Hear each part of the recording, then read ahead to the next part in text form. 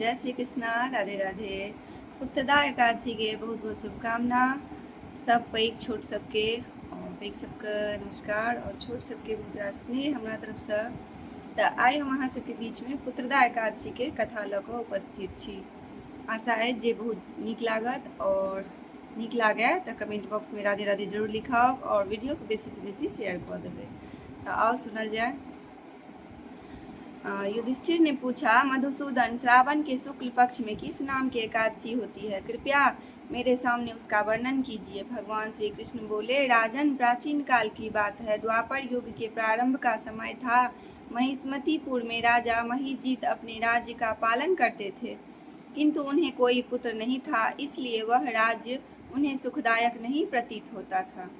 अपनी अवस्था अधिक देख राजा को बड़ी चिंता हुई। उन्होंने प्रजा वर्ग में बैठकर इस प्रकार कहा, प्रजाजनों, इस जन्म में मुझसे कोई पातक नहीं हुआ। मैंने अपने खजाने में अन्याय से कमाया हुआ धन नहीं जमा किया है। ब्राह्मणों और देवताओं का धन भी मैंने कभी नहीं लिया है। प्रजा का पुत्रवत पालन किया है। धर्म से पृथ्वी पर अधिकार जमाया तथा दुष्टों को वे बंधु और पुत्रों के समान ही क्यों न रहे हों दंड दिया है। शिष्ट पुरुषों का सदा सम्मान किया और किसी को द्वेष का पात्र नहीं समझा। फिर क्या कारण है जो मेरे घर में आज तक पुत्र उत्पन्न नहीं हुआ?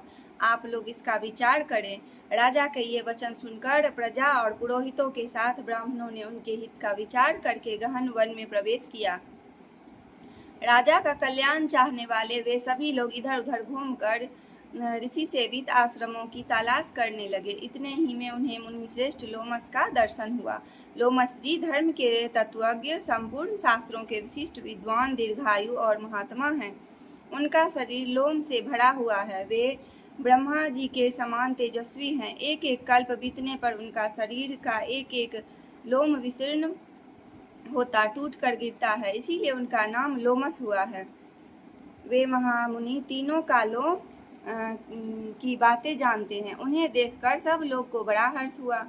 उन्हें निकट आया देख लोमस जी ने पूछा, तुम सब लोग किस लिए यहाँ आए हो? अपने आगमन का कारण बताओ। तुम लोगों को के लिए जो हितकर कार्य होगा उसे मैं अवश्य करूँगा। प्रजाओं ने कहा, ब्राह्मण, इस समय महिजीत नाम वाले जो राजा हैं उन्हें कोई पुत्र नहीं है।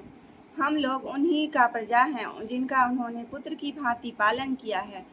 उन्हें पुत्रहीन देख उनके दुख से दुखित हो हम तपस्या करने का दृढ़ निश्चय करके यहाँ आए हैं। द्विजोत्तम, राजा के भाग से इस समय हमें आपका दर्शन मिल गया है। महापुरुषों के दर्शन से ही मनुष्यों के सब कार्य सिद्ध हो जाते हैं। मुने, अब हमें उस उपाय का उपदेश कीजिए जिससे राजा का पुत्र की प्राप्ति हो। उनकी बात सुनकर महर्षि लोमस 2 घड़ी तक ध्यानमग्न हो गए। तत्पश्चात राजा के प्राचीन जन्म का वृत्तांत जानकर उन्होंने कहा, प्रजावृंद सुनो। राजा महिजीत पूर्व जन्म में मनुष्यों को चूसने वाला धनहीन वैश्य था। वह वैसे गांव गांव घूमकर व्यापार किया करता था। एक दिन जेठ के शुक्ल पक्ष में 10वीं तिथि को जब दोपहर का सूर्य तप रहा था, वह गांव की सीमा में एक जलाशय पर पहुंचा। पानी से भरी हुई बावली देखकर वैश्य ने वहां जल पीने का विचार किया। इतने ही में वहां बछड़े के साथ एक गौ भी आ पहुंची।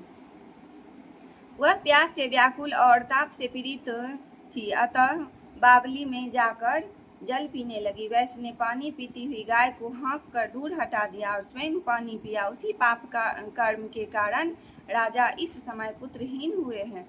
किसी जन्म के पुण्य से उन्हें अकंटक राज्य की प्राप्ति हुई है।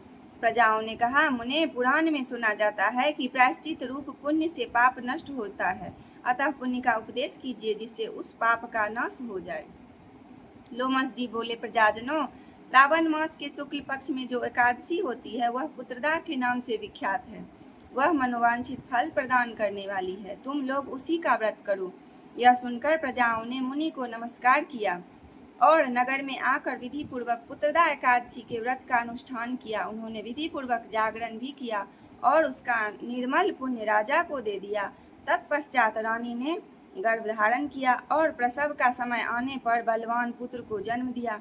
इसका महात्म्य सुनकर मनुष्य पाप से मुक्त हो जाता है तथा इहलोक में सुख पाकर परलोक में स्वर्गीय गति को प्राप्त होता है। प्रेम से कहियो राधे राधे। जय श्री राधे। तऽ अहाँ सब ई कथा जरूर सुनबै और नीक लागत तऽ वीडियो को शेयर जरूर करब और जे हमरा पहिल बेर देख रहल छी से प्लीज चैनल के सब्सक्राइब करबै और एगो लाइक जरूर कऽ देबै। मिलै छी नेक्स्ट वीडियो में। नमस्कार, जय मिथिला।